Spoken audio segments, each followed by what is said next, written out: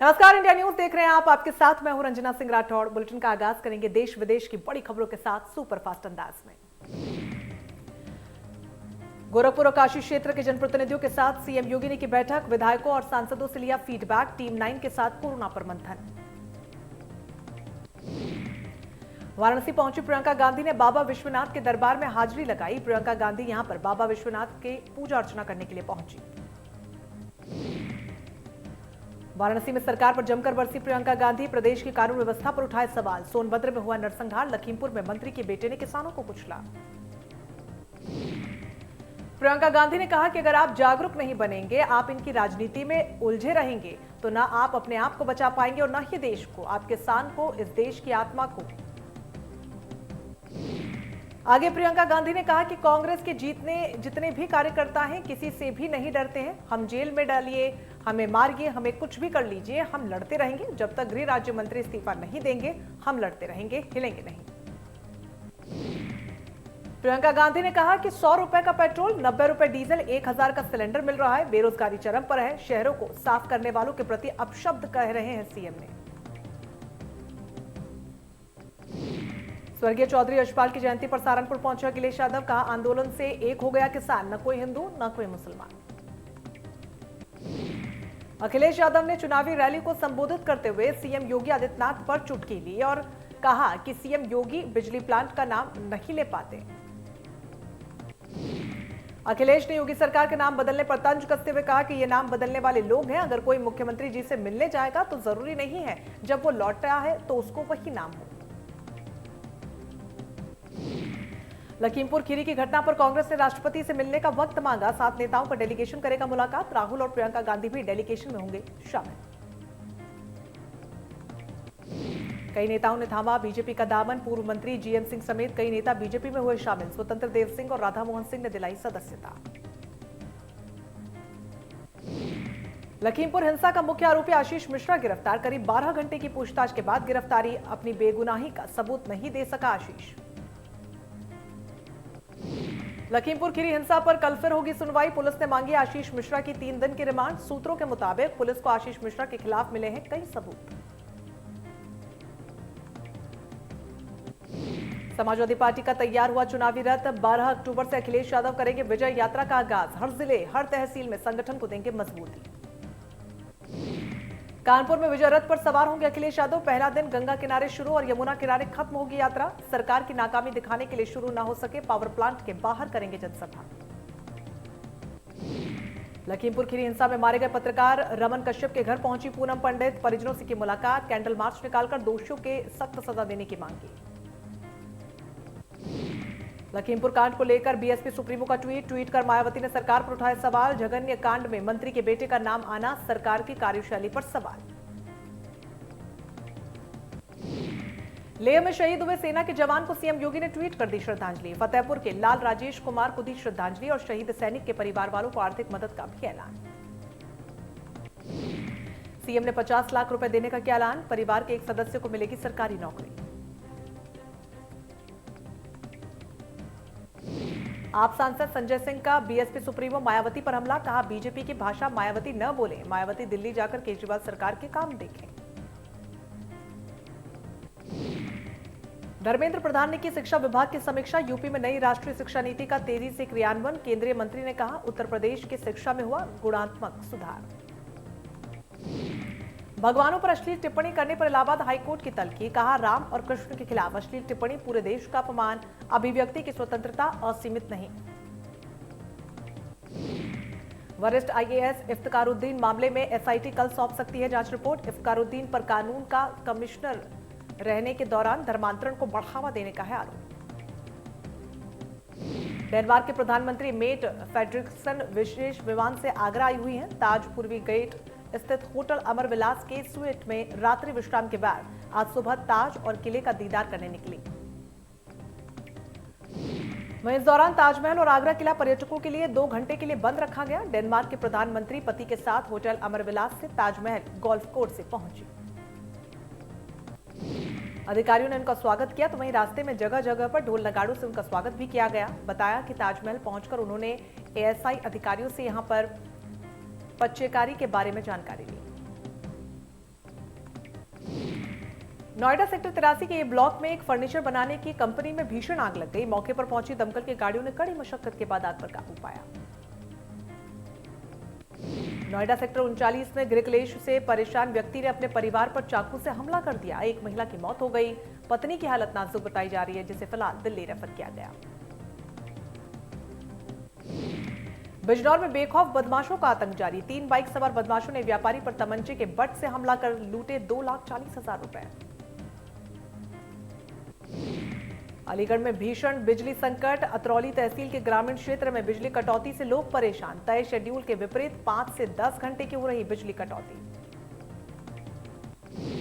अलीगढ़ में डीजल के बढ़ते दामों में किसानों का निकाला दम। फसल की ट्यूबवेल से सिंचाई करने में किसान हो रहे हैं कंगाल। नहर का पानी किसानों के लिए आज भी बना सपना। लखनऊ के बैकुंठ धाम के पास बस और टेम्पो में भिड़ंत। एक ही परिवार के 12 लोग हुए जख्मी। परिवार जनेश्वर मिश्र पार्क घूमकर अपने घर चौपटिया जा रहा था। रिश्वतखोर प्रिंसिपल का वीडियो हो रहा है वायरल। टीसी और मार्कशीट के नाम पर कर रहा था अवैध वसूली। पुलिस ने गिरफ्तार कर भेजा जेल। बिजली विभाग के घोटालेबाज अफसरों का गैंग सक्रिय। जालसाजी कर खरीदे 33,000 मीटर मानकों को नजरअंदाज कर किया खेल। मेरठ बिजली विभाग ने खोली पोल। मनीष गुप्ता हत्याकांड में फरार पुलिस वालों के ऊपर बढ़ाई गई इनाम की राशि। 25,000 से बढ़ाकर की गई 1 लाख इनामी राशि। कानपुर कमिश्नर ने जानकारी देने के लिए जारी किया नंबर।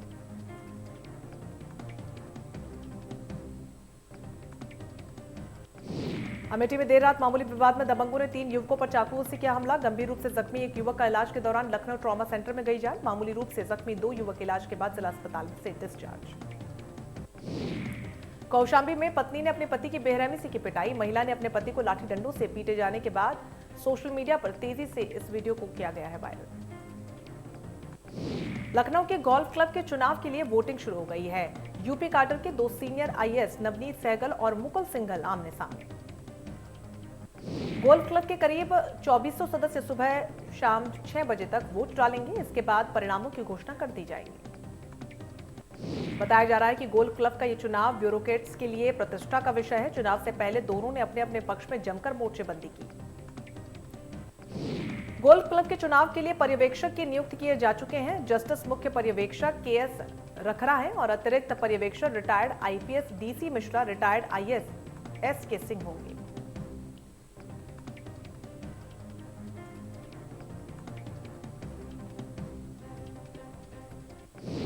अमरोहा में तेंदुआ होने से लोगों में हड़कंप मचा। एक बार फिर तेंदुओं का जोड़ा दिखाई देने से लोगों में दहशत। तो वहीं युवक ने वीडियो बनाकर सोशल मीडिया पर किया वायरल।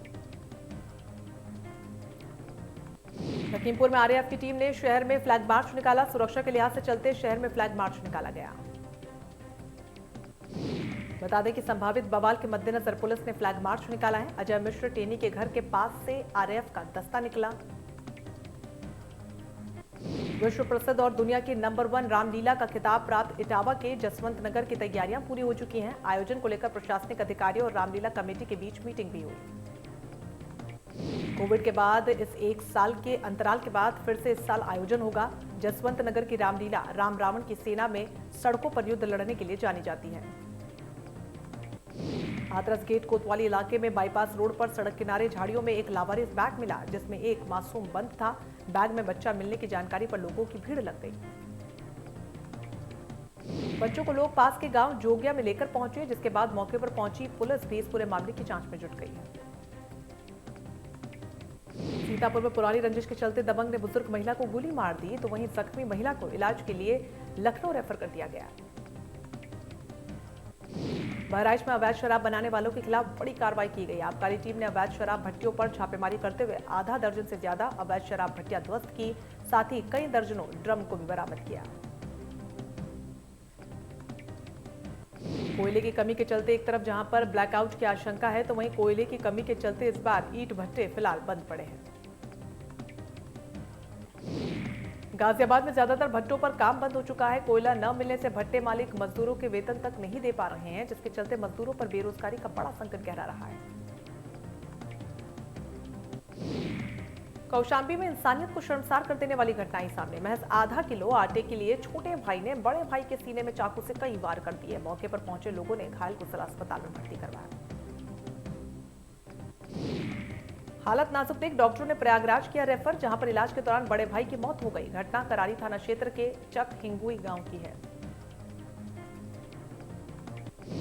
अमेठी में मामूली विवाद में दबंगों ने युवकों पर जानलेवा हमला बोल दिया। दबंगों ने 3 युवकों पर चाकुओं से हमला किया, तो वहीं इलाज के दौरान एक युवक की लखनऊ ट्रॉमा सेंटर में जान चली गई। कानपुर हमीरपुर हाईवे पर आलियापुर टोल प्लाजा के पास ट्रेलर और ट्रक की टक्कर में दोनों के चालक समेत 3 लोगों की जलने से जान चली गई।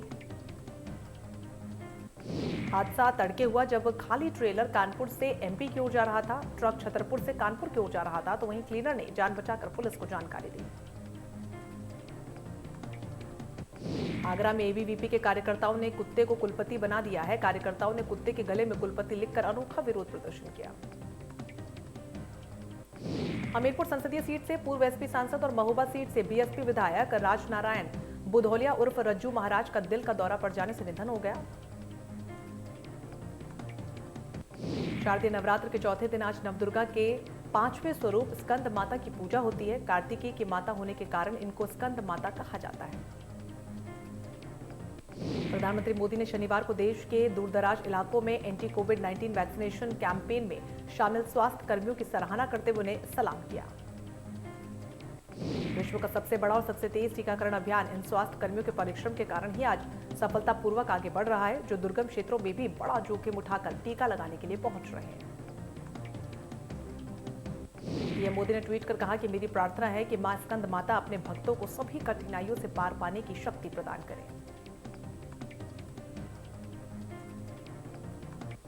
पेट्रोल और डीजल की कीमतों में लगातार बढ़ोतरी हो रही है। लखनऊ में आज पेट्रोल की कीमत 101 रुपए 17 पैसे, जबकि डीजल 93 रुपए 29 पैसे में मिल रहा है। पेट्रोल और डीजल की बढ़ती कीमतों ने लोगों की परेशानियों को बढ़ा दिया है। महंगाई का असर सीधा आम आदमी पर पड़ सकता है। 214 दिनों बाद आज कोरोना वायरस के सबसे कम मामले सामने आए। स्वास्थ्य मंत्रालय के अनुसार देश में पिछले 24 घंटे में कोरोना के 18,166 नए मामले सामने आए।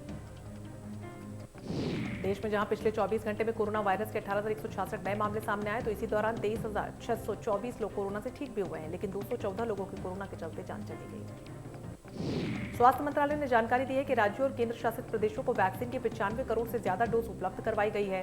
फिलहाल राज्यों और केंद्र शासित प्रदेशों के पास अभी वैक्सीन की लगभग 8 करोड़ डोज उपलब्ध है। उत्तराखंड के दौरे पर आरएसएस चीफ मोहन भागवत। हल्द्वानी के दौरे का आज तीसरा दिन। स्वयं सेवकों को आरएसएस प्रमुख ने किया संबोधित। राजाजी टाइगर रिजर्व के गेट सैलानियों के लिए बंद। एनटीसीए के आदेश पर पार्क में लटका ताला।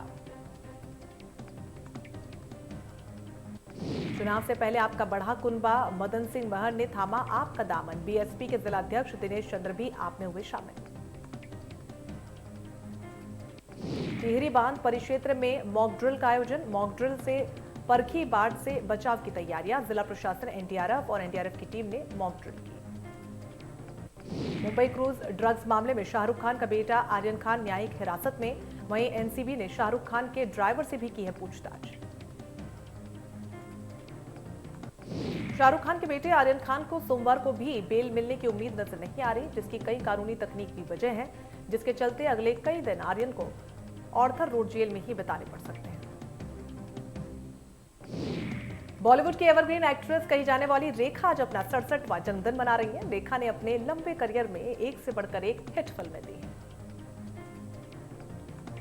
कंगना रनौत ने पोस्टर शेयर कर रेखा के बर्थडे पर उन्हें विश किया। कंगना ने सोशल मीडिया पर पोस्ट शेयर कर कहा कि हैप्पी बर्थडे मेरी God mother dear Rekha ji. मशहूर एक्ट्रेस रकुलप्रीत सिंह आज अपना 31वां बर्थडे मना रही हैं। रकुल हिंदी फिल्मों के अलावा तमिल, तेलुगु और कन्नड़ फिल्मों में भी काम करती हैं। Actor Ayushmann Khurrana popular film maker Anand L Rai के साथ एक एक्शन फिल्म में नजर आ रहे हैं। मेकर्स ने इस फिल्म का टीजर भी रिलीज करते हुए इसकी अनाउंसमेंट कर दी है।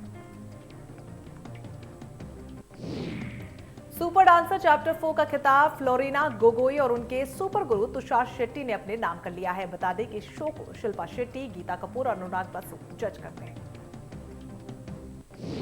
दक्षिण भारतीय फिल्म जगत के दिग्गज अभिनेता सत्यजीत का आज निधन हो गया। सत्यजीत ने बेंगलुरु के एक अस्पताल में अपनी अंतिम सांस ली। टोक्यो ओलंपिक में भारत को एथलेटिक्स में गोल्ड मेडल दिलाने वाले नीरज चोपड़ा ने पहले सोशल मीडिया पर स्काई डाइविंग की वीडियो शेयर की, जिसमें वो हवाई छलांग से हवाई जहाज से छलांग लगाते हुए नजर आ रहे हैं। पेरू की राजधानी लीमा में ISSF जूनियर वर्ल्ड चैंपियनशिप चल रही है, जिसमें भारत के निशानेबाज अनीस भानवाला, आदर्श सिंह, जयवीर सिंधु ने पुरुषों की टीम इवेंट में 25 मीटर रैपिड फायर पिस्टल स्पर्धा में गोल्ड मेडल जीता है। IPL अब अपने आखिरी पड़ाव यानी कि प्लेऑफ दौर में पहुंच गया है। आज पहले क्वालीफायर मुकाबले में चेन्नई सुपर किंग्स का सामना दिल्ली कैपिटल्स से होगा। फाइनल के लिए भिड़ेंगी दोनों टीमें।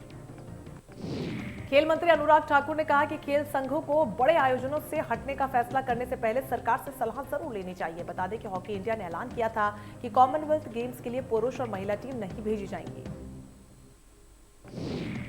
भारतीय ओलंपिक संघ के अध्यक्ष नरेंद्र बत्रा ने कहा कि उनकी संस्था 2036 ओलंपिक खेलों की मेजबानी को लेकर अंतर्राष्ट्रीय ओलंपिक समिति के साथ बातचीत कर रही है।